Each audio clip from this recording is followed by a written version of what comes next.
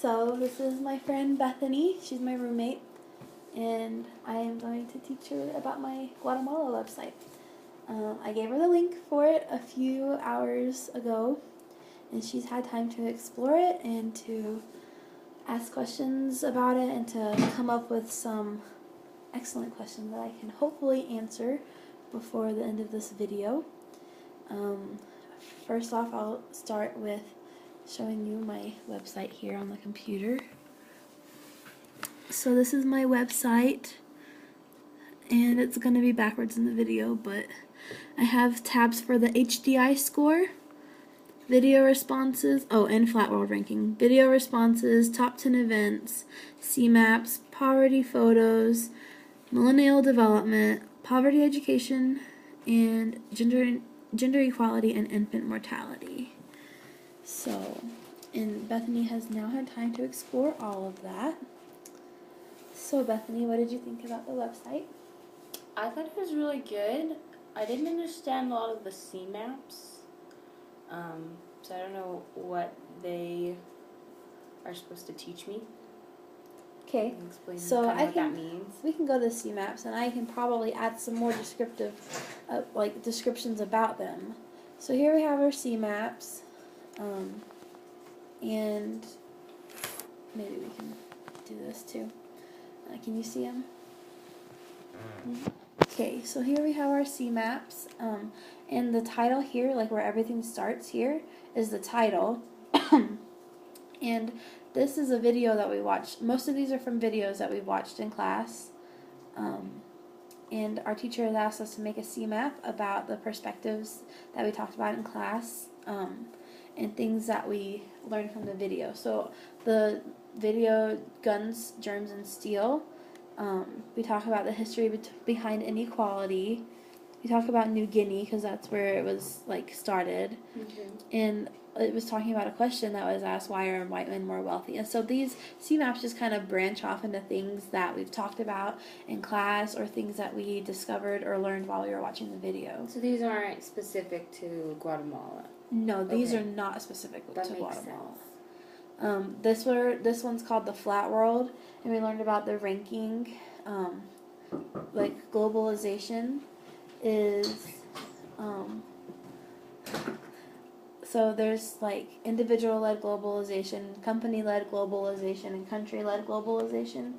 And each country is ranked based on their level of globalization. Okay. And right now I think Guatemala is 2.0. Yes, 2.0 because... What's the scale from? 0 to... So it's 1, 2, or 3. Oh, okay. And I'm sure there's in between. I should do more research about that. But that's what...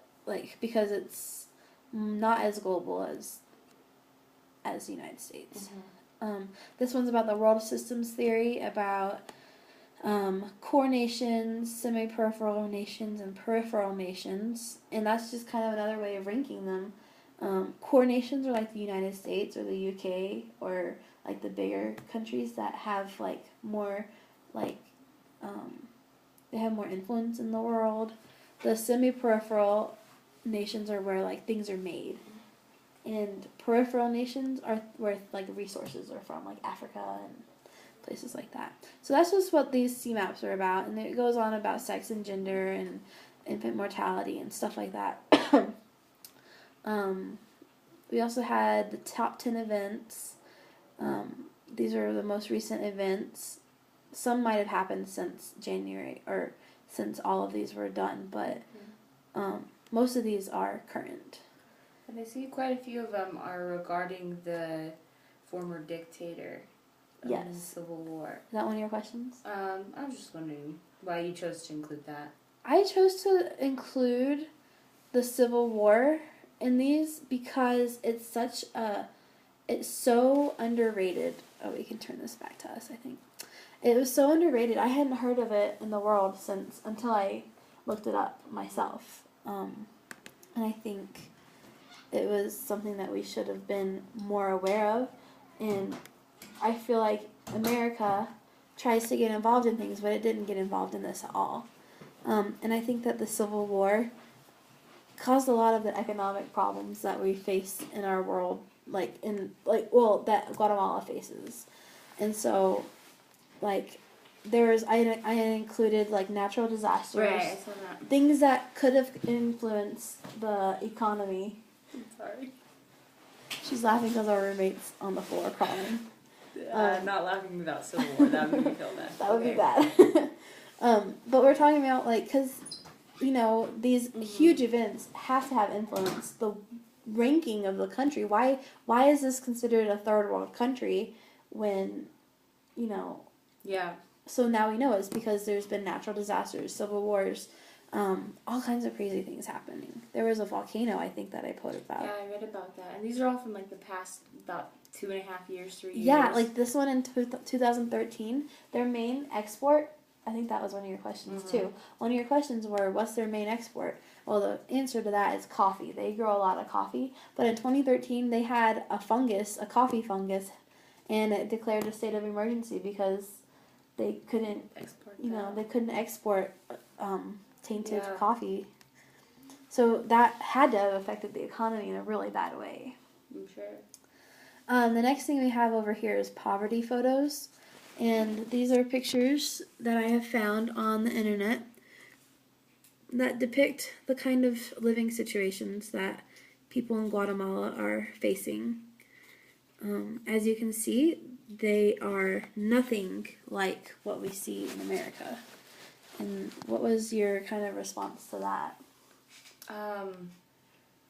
Just general questions about life expectancy and income inequality in the country. Is that why there's so many impoverished? And okay, so we're gonna go to answer that question. I'm gonna come down to the poverty and education tab, and we talk about more than 6.6 million people in Guatemala are living in poverty, and more than a third of the population is in extreme poverty. So I explained how, because Guatemala's main export is coffee, when a natural disaster hits, I mean, imagine the coffee trees, how they could have been battered by a hurricane or covered by ash or whatever happens. And also if they have a fungus, they can't provide that coffee that they need to export. So I suggested to have better storage facilities for the coffee crops, so that if an emergency is about to happen, they have a place to store the coffee that they already have produced, and then just to have their trees and have more protocols in place to protect it.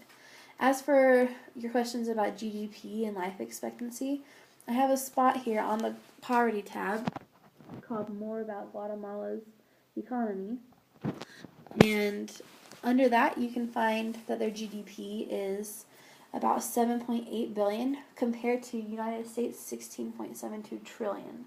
That's a lot less. And then per capita, they make about $5,208 per year, compared to the average American making $52,800, and that's about 10 times more than Guatemala makes. Yeah, wow. Than citizens in Guatemala. And it tells you a little bit more about the currency, their primary export. Their main import, which is another one of your questions that you had, was corn. They import corn from America, and they use that corn to make biofuel. So they're trying to be a little bit, green. And then we talked about 52.6% is living in poverty, and you compare that to America's 1 in 5 adults who are living in poverty. And then if you want to learn more, I have a hyperlink here that takes you to Wikipedia, and you can go to Wikipedia and you can learn all about the economy, everything you want to know that wasn't included on my website, and that will go right back up here. And did you have any other questions? Just curious, would you be interested in adding anything about gender inequality? Did you learn anything about that? There is a your tab. research? There's a tab here about gender inequality. Okay. I don't know if you saw that when you were exploring the website. We talked about here that there's a low literacy rate in indigenous women compared to non-indigenous Guatemalan men, which is kind of an odd comparison, but this because the rural areas in Guatemala don't have any education or government support. There's no main roads that lead to those rural areas. There are no highways that you can access them. Mainly it's just dirt roads that get to those rural areas, and they have a hard time getting the education that they need. A solution that I thought of was to fund, like, have funding for resources for schools in those rural parts, even if it's just to get the Guatemalan equivalent of a GED, you know, just so these women can have an opportunity and a chance to get the education that they need. And then infant mortality, which is another problem. Guatemala has this huge issue of malnourished children, and it's causing a lot of problems, and that's mainly because, I mean, they're getting enough to eat. You'd be surprised. It's because of their diet. It's composed of starches like bananas, tortillas, rice, and beans, and it's not getting enough protein. And so, I suggested having food stamps and rations to help make sure they get enough protein in their diet. And I also have another more about health.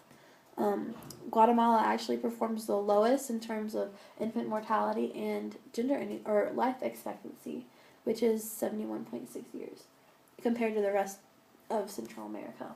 Okay. And only 54% of the population has healthcare access. But I also have another hyperlink to Wikipedia to learn more if you would like to. Let's see. And I think that basically sums up. Anything else that you want to know? No, I think it's very well done. All right. Thank you very much for being part of my video today. And signing off. You gotta put it like through 70 billion filters.